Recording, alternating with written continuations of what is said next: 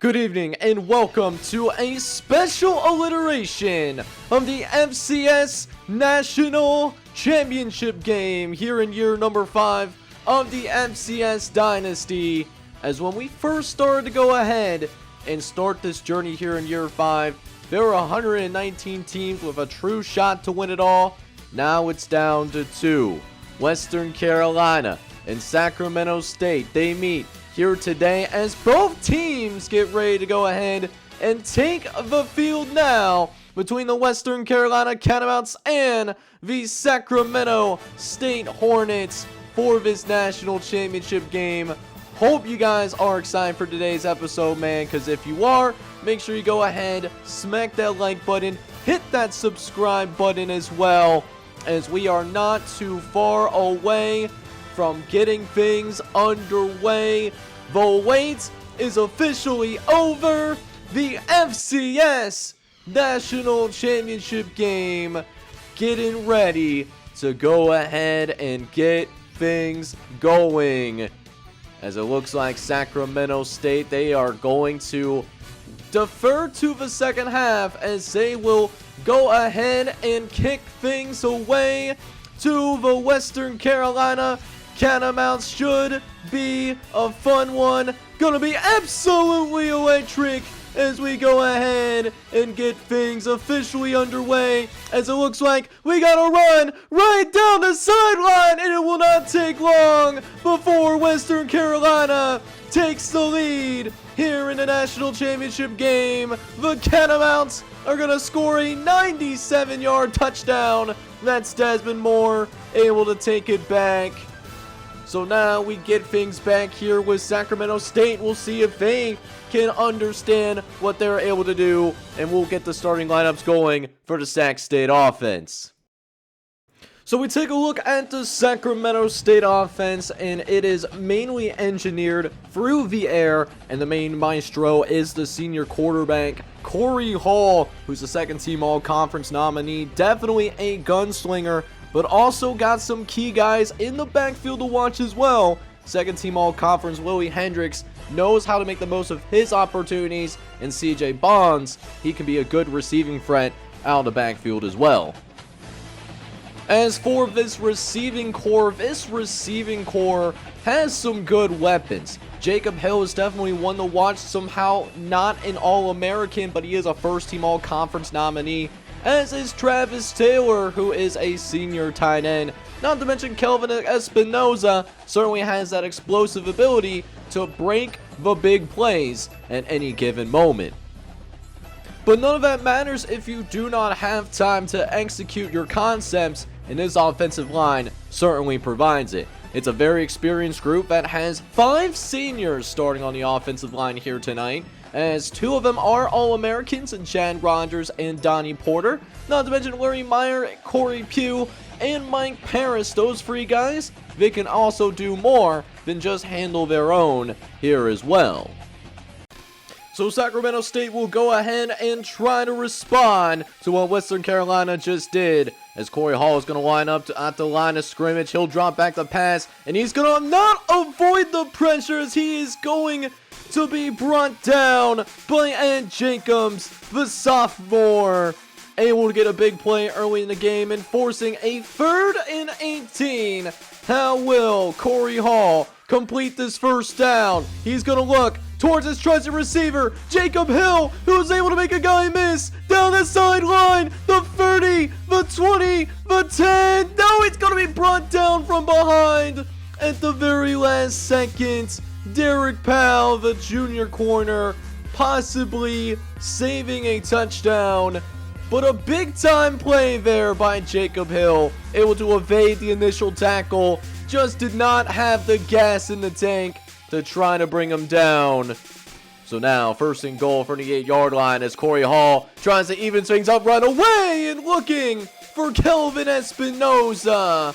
But it's incomplete, eventually leading to a 3rd and goal from the 9-yard line. In a pro set, Corey is going to drop back, look against that left-hand side, and looking, trying to get it out to the tight end, but it just does not work out that way. And Sacramento State will trot out Ricky Williams, the sophomore kicker, for his short field goal attempt, and it will go right for the uprights. Sacramento State will score. So this Western Carolina offense is led by the junior redshirt running back Mark Johnson, who is a second-team all-conference nominee and knows how to make those explosive plays happen. In addition, they also have Albert Gunn, who is a receiving fullback, an additional weapon for the Catamounts to use. Plus, not to mention, we got Michael Young, the senior quarterback, who is the maestro leading this Catamount championship run. As for the receiving core here, we got a few solid receivers in Dallas Davis, as well as Billy White, who's a junior tight end. They are both second-team all-conference nominees. Meanwhile, Desmond Moore, he is a very explosive receiver, knows how to take the top out of the defense. He's also going to be your main kick returner in today's game.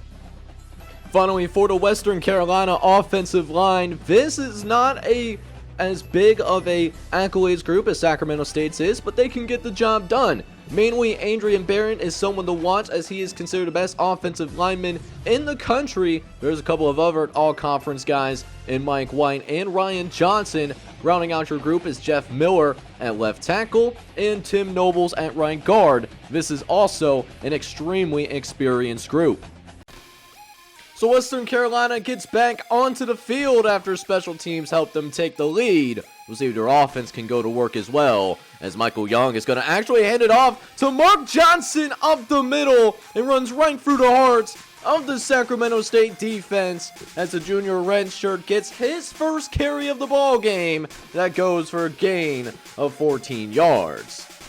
So now, a couple of plays later, Sacramento State's defense trying to slow things down. As this is a top 10 defense, they know how to stop pretty much everything, but Mark Johnson gonna look across his body, had Albert Gunn wide butt naked open, but unfortunately he drops the pass, and now it's 3rd and 12.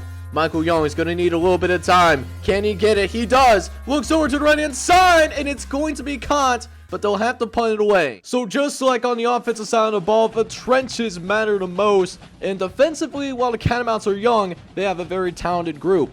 Led by senior David Jones, there's young talent all over this line, including Ed Jacobs, who's a sophomore defensive end, and rounding out the middle of the group is Anthony Neal and Paul Harris, who are both true juniors. Meanwhile, in the linebacker room, we got a custom for you guys here of a sophomore linebacker. Corey Hopkins is going to get the start. There's also a couple of other seniors that are starting in the national championship game. Michael Rogers at the senior linebacker spot, and at right outside is Patrick Kennedy, who has been named to the second team all-conference list. This is a very good linebacker group. And finally, on the back end, we have a dynamic group of athletes headlined by the true freshman, Pistol McNeil, who's a first-team all-conference nominee, could very well be an All-American when it's all said and done, but there's also talent and experience around him. Derek Powell, Brian Taylor, and the second-team all-conference nominee Mike Johnson, who's playing at that free safety position, all have experience in starting and should play very well against the Sacramento State high-octane offense. So the Sacramento State offense has a chance to take the lead. We'll see if they take that here late in the first quarter as Corey Hall will line up under center as it's the 1st and 10 from the 20-yard line. Corey throws to the right-hand side, and it looks like it's going to be incomplete after all, as it looks like it might have been Charles Watt, the custom, that got his hands in there to force the incompletion. So back at it with a 2nd and 10 as Corey Hall drops back once more, looks over the middle of the field, and this time it does end up being caught. So Sacramento State will pick up the first down after all. Now looking at 1st and 10 from the 30-yard line, where Willie Hendricks, he's going to take the carry and run it right up the middle as the junior is going to get another first down. So a steady drive for the Sacramento State Hornets as Corey Hall again drops back. This time, Corey Hopkins lights him up like a Christmas tree. Very fortunate that did not end in a sack or something much worse than a sack.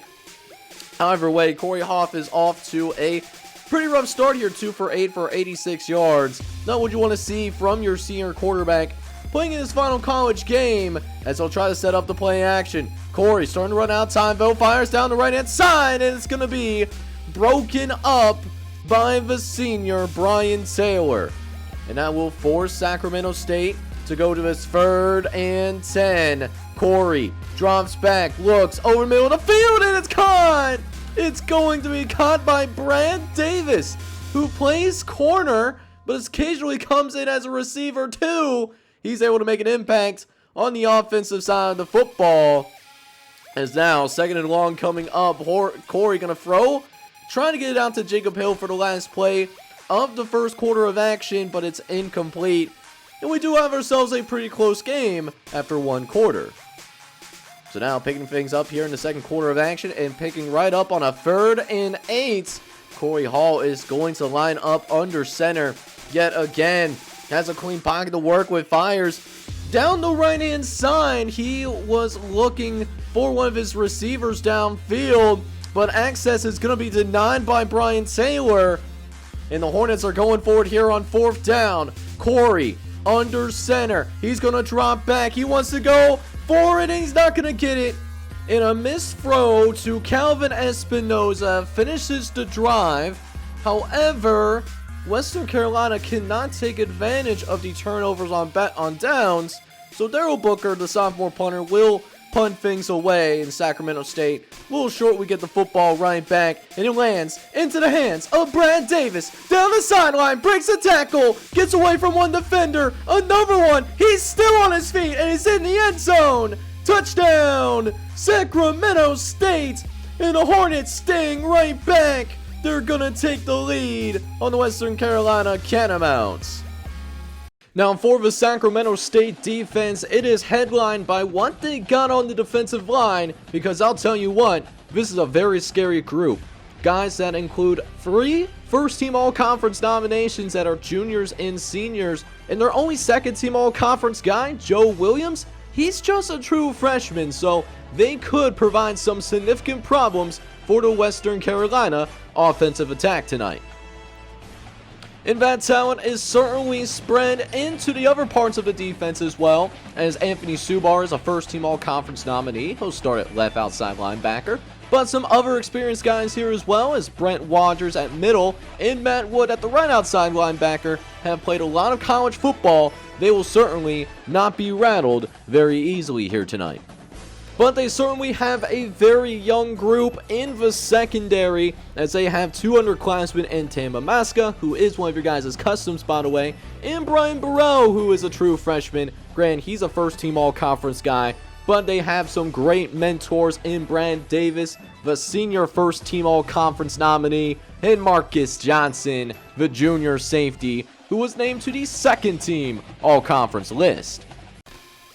So Western Carolina gets itself back on to the line of scrimmage as they have a 1st and 10. From the 27-yard line is Michael Young. He's going to drop back the pass, throw to the left-hand side, and finds his receiver, Dallas Davis, the senior, who was playing in his final college game. Just provide the Catamounts with their biggest offensive play of the entire day so far. How about this throw? One-on-one coverage. Recognize a little bit of a mismatch there, as Dallas Davis does have the size over Brad Davis as another senior corner. And now we're looking at 1st and 10 from the 22-yard line, as Michael Young lines up under center again, drops back, looks over the middle of the field, and finds Mark Johnson in the end zone. Touchdown, Catamounts, as Western Carolina will take the lead with 3:56 left to play in the first half of action. So now Sacramento State finds itself down by 4. How can Corey Hall respond? And not a great start there, as Corey Hall saw his pass batted down. So now it's 3rd and 10 as Corey tries to drop back once more. This time facing pressure, but somehow able to get that pass off, and Kelvin Espinoza actually is able to make that catch there.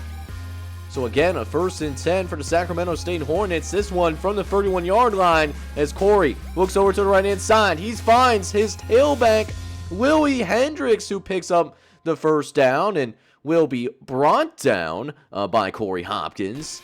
So now, 1st and 10 from the 43-yard line is Corey Hall. He's feeling himself right now, looks over the middle, and finds Willie Hendricks again for a 7-yard completion.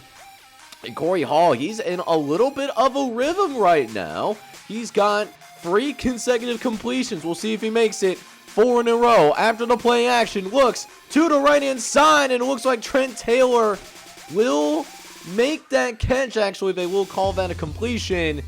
So now, in Western Carolina territory, where they start to get a little bit tricky here, and Corey Hall makes the catch and actually picks up a few yards there too.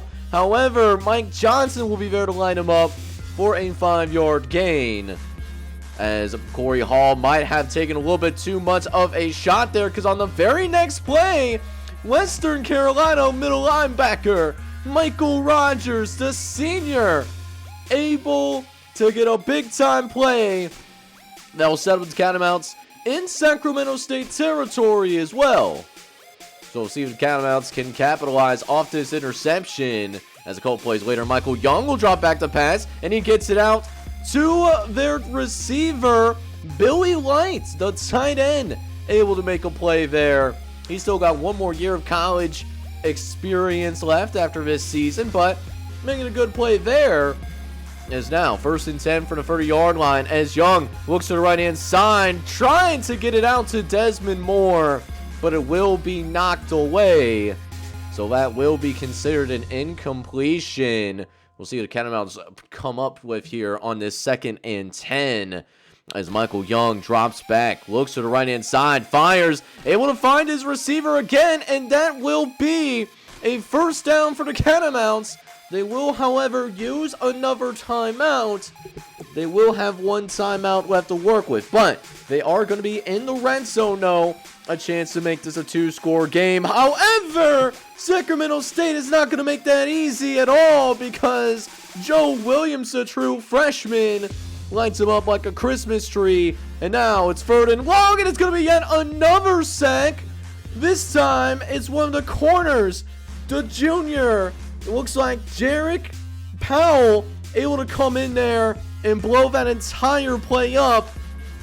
So now we will see Karen Ross attempt a 42-yard field goal. They're going to try to run a little bit of time off the clock, get it down to just about 30 seconds left in the 1st half, and that kick will go through.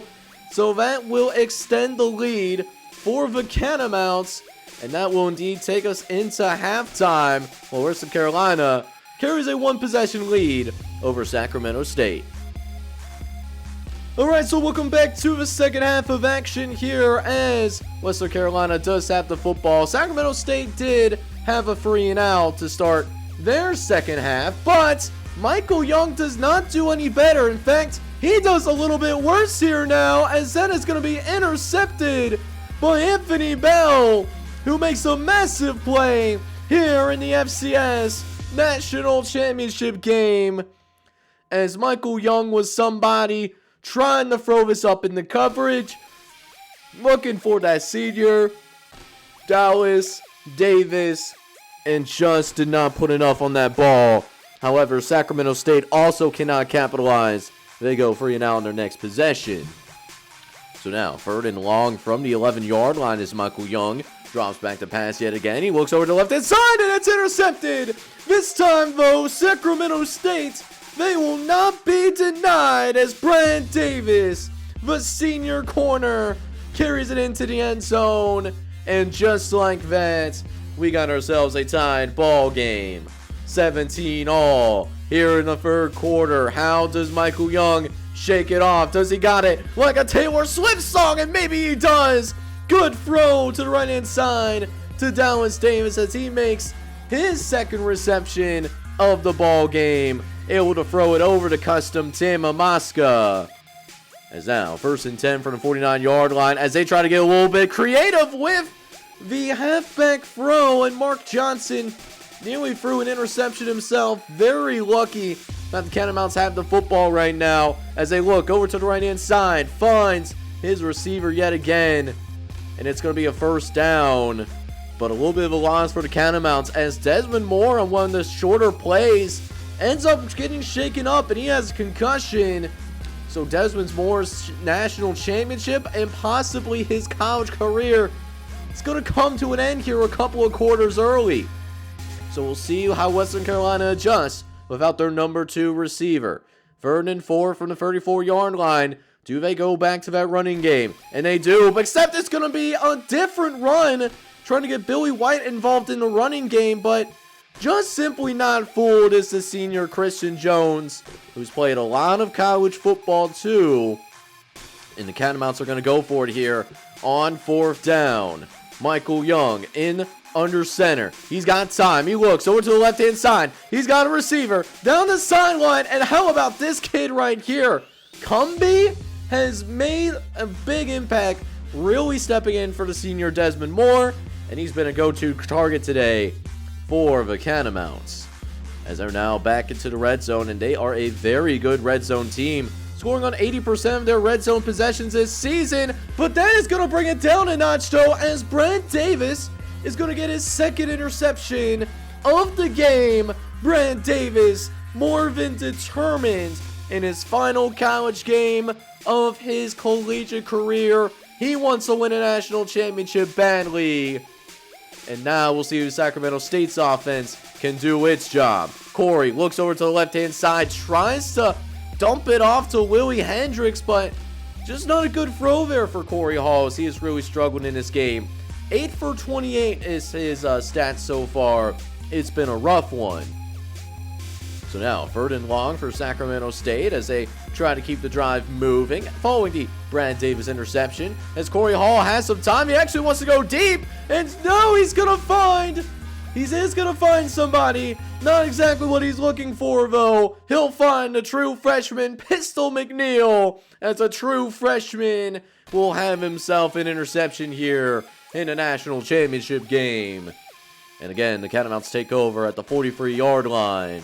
Michael Young dropping back the pass, so has a little bit of time, finds his tight end, Billy White, and Billy White is going to hurt the Sacramento State defense in a big way, as Billy White was in the block at first, but then he leaks out, and that was a great idea as Market Johnson has to make the tackle in the secondary.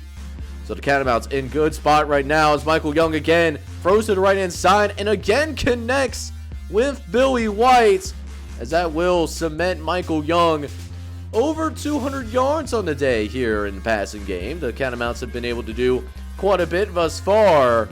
As we get into the end of the 3rd quarter after that, we got ourselves a tie ball game. 17 all, and it's going to come down to the 4th quarter. 1 quarter to decide. The FCS National Championship game now underway, and Michael Young trying to throw a touchdown there. He wanted Dallas Davis, but it will be broken up.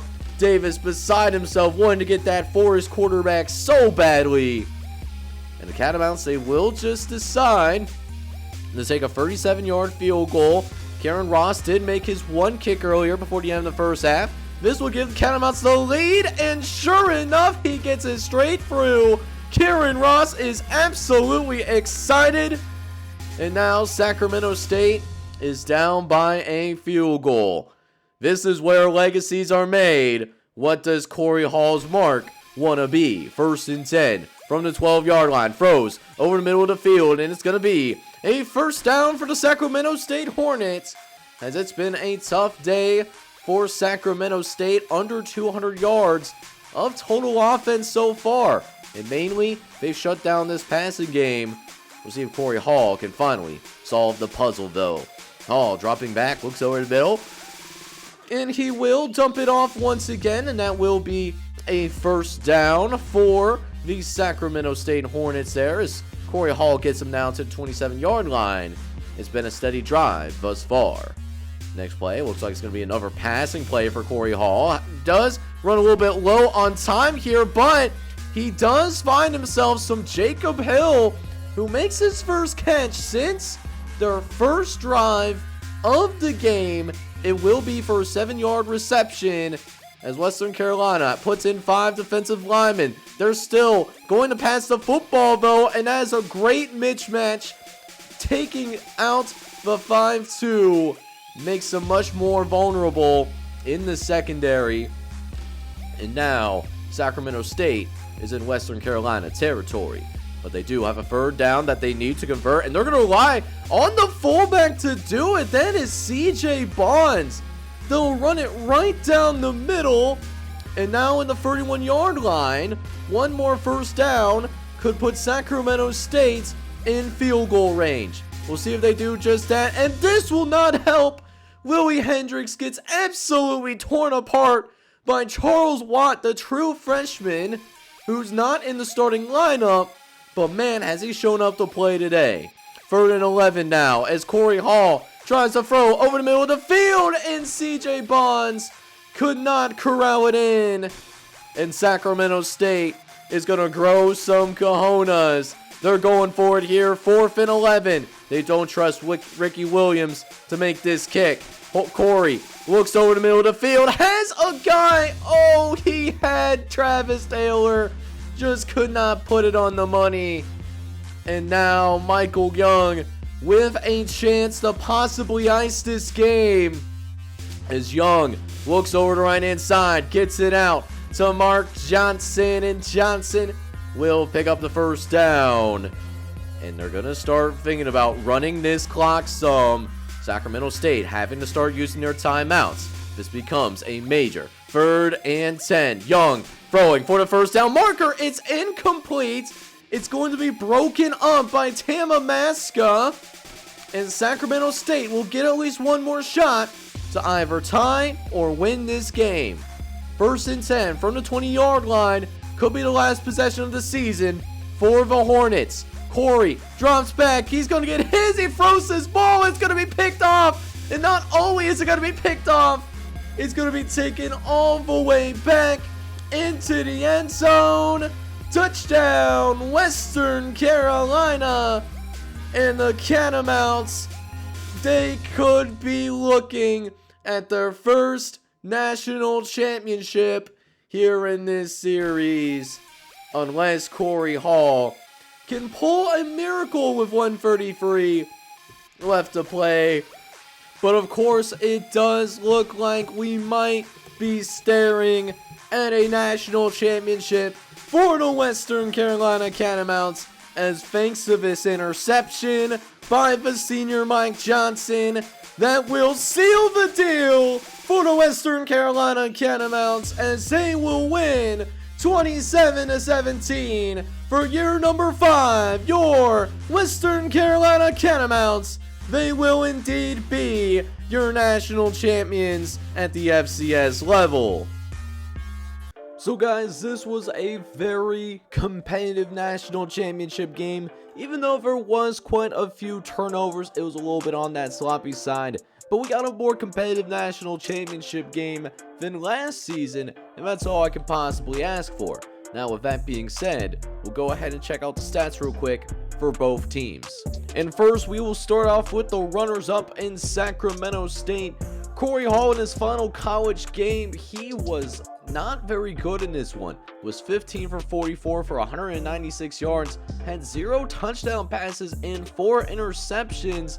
It was just a rough performance for Corey Hall. However, in the run game, things were not much better, as they could not get it going on the ground. They only had less than 10 yards rushing in the whole game. However, there were some very good big plays occasionally made in this passing game for Sacramento State. Travis Taylor did lead the team in catches today. He had 4 catches for only 17 yards. However, it was Jacob Hill who led the team in receiving yards today. He had 2 catches for 83 yards. Defensively though, Sacramento State did what they could to remain in this game, as Christian Jones and Anthony Subar had led the team in tackles in this one. There was quite a few sacks that were garnered. Actually, Anton Bell had the only sack, but multiple interceptions in this game. Brad Davis had multiple interceptions and multiple touchdowns too from both defense and special teams.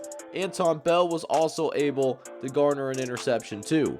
Now for the Western Carolina Catamounts, we got Michael Young playing in his last college game, played a little bit better, but was not very great either. He was 14 for 28 in this game, did throw for 223 yards, but he had 1 touchdown, 3 interceptions. His defense did bail him out a little bit. As for the running game, again, the same problem that Sacramento State had, just not a lot going on the ground, as this Catamounts team actually had negative yards rushing throughout the game. However, the receivers came through and made some plays. Kyle Cumbie had 4 catches, and so did the running back Mark Johnson in his junior redshirt season. He had 4 catches for 42 yards and a touchdown. However, their leading receiver was Dallas Davis, who ends up with 2 catches and 76 yards in this game.